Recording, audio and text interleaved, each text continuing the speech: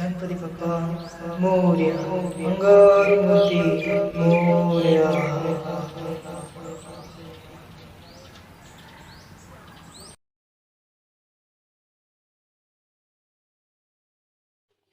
नमस्ते दोस्तों, मैं रोहित सारवान और मेरे दोस्त संतोष कुमार आप सबका स्वागत करते हैं हमारे चैनल परछाई भूत या कहानियाँ में। तो दोस्तों, अगर आप हमारे चैनल पर नए आए हो तो हमारे चैनल को सब्सक्राइब कीजिए और बेल आइकन को ज़रूर दबाइए ताकि हम ऐसी जब भी वीडियो बनाएं सबसे पहले आपके पास पहुँचे। धन्यवाद।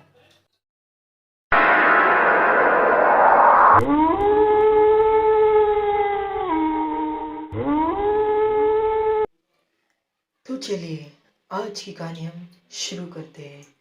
आज की कहानी है नाइट शिफ्ट। एक समय की बात है, संतोष और संदीप दोनों वॉचमैन की ड्यूटी करते थे। वो दोनों की नाइट शिफ्ट लगी थी एक कंस्ट्रक्शन बिल्डिंग में। वो दोनों बिल्डिंग के गेट के यहाँ अपनी ड्यूटी कर रहे थे। वो दोनों बारी बारी सोते थे। एक दिन संतोष सोता था और एक दिन संदीप सोता था। इस बार संदीप की बारी थी सोने की और संतोष की जागने की। संतोष जाग रहा था गाने सुनता हुआ और संदीप सो रहा था। संतोष को गाने सुनते सुनते सामने से कोई आता हुआ दिखा। उसे नजर तो कोई नहीं आ रहा था, लेकिन उसे एक काली परछाई नजर आ रही थी जो वो उसी की ओर आ रही थी। उसने सोचा संदीप को उठाता हूँ। उसने संदीप को उठाया। संदीप उठ, देख सामने से कोई आ रहा है शायद। लेकिन संदीप बोला नहीं, सोने दो मुझे, सोने दे। लेकिन उसने फिर उठाया संदीप को। संदीप उठ, देख सामने से कोई शायद आ रहा है।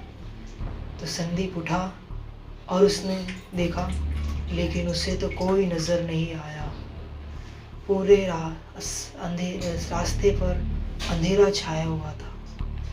संतोष ने कहा, अरे नहीं, सच में मैंने देखा, शायद कोई आ रहा था। उसकी सिर्फ परछाई नजर आ रही थी, लेकिन कोई मुझे दिखा नहीं। अरे नहीं, संदीप बोला, अरे नहीं, तेरा शायद वहम होगा। इतना कहते ही संदीप फिर सो गया और संतोष फिर गाने सुनते हुए वहीं बैठा रहा। संतोष गाने सुनते सुनते संतोष को भी नींद आने लगी। लेकिन वो जैसे ही सोने जाता है वैसे ही गेट पे टक टक करके एक आवाज़ आती है। दोनों चौंक के अचानक उठ जाते हैं और वो देखते हैं कि सामने एक लड़की खड़ी है। वो लड़की उन दोनों से पूछती है कि भाई साहब, आप मुझे एड्रेस बताएंगे? वो संदीप पूछता है, आप कौन हो मैडम? इतना टाइम हो गया, यहाँ क्या कर रही हैं? ओके, मैडम कहती है कि मैं बहुत टाइम से एड्रेस ढूंढ रही हूँ, मुझे एड्रेस नहीं मिल रहा है। संतोष कहता है, ला हमें बताइए मैडम, कहाँ जाना है आपको? वो अपने पर्स में से एक पर्चा निकालती है। वो पर्चा संदीप को दिखाती है। संदीप वो जब पर्चे को देखता है तो उस पर्चे में कुछ लिखा नहीं रहता। पूरा पर्चा कोरा रहता है।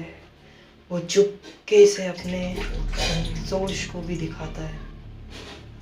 संतोष भी देख के चौंक जाता है।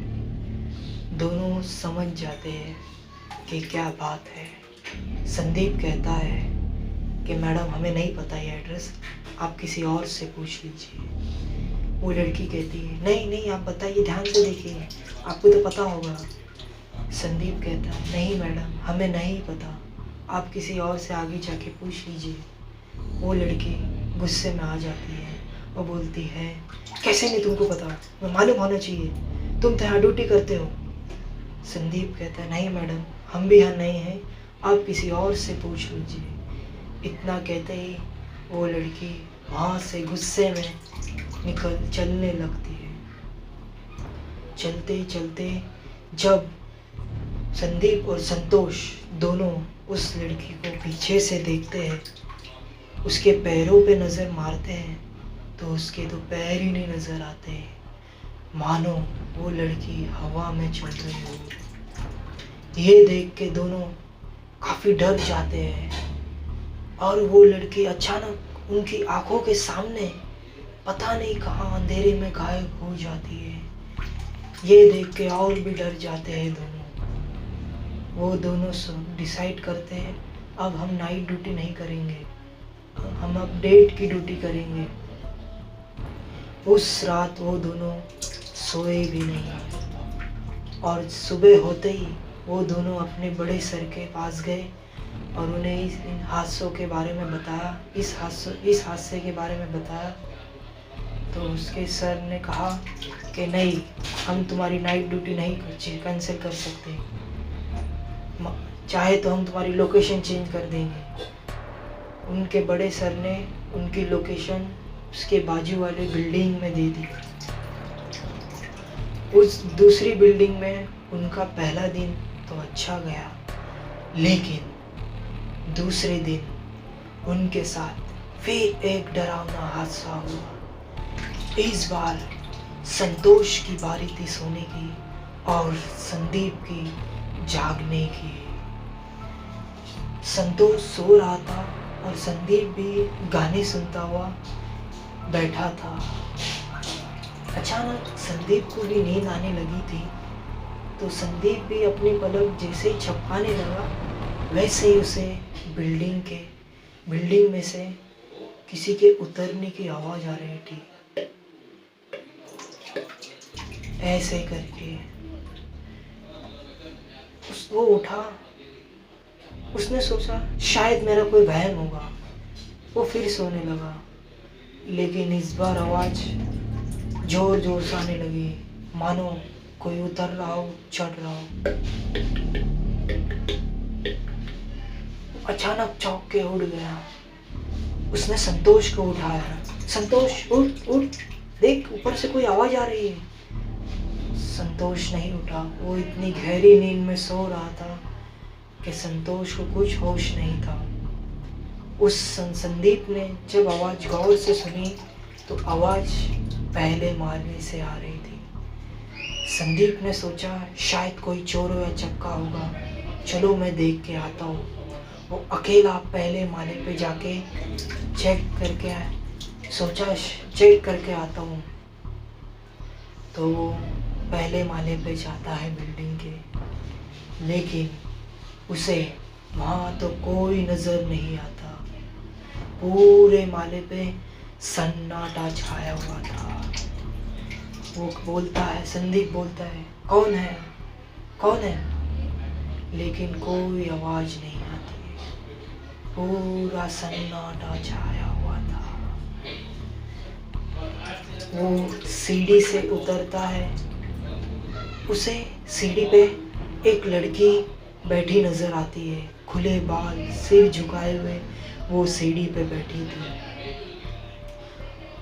वो सोचता है अरे ये लड़की यहाँ क्या कर रही है, कौन हो सकती है ये।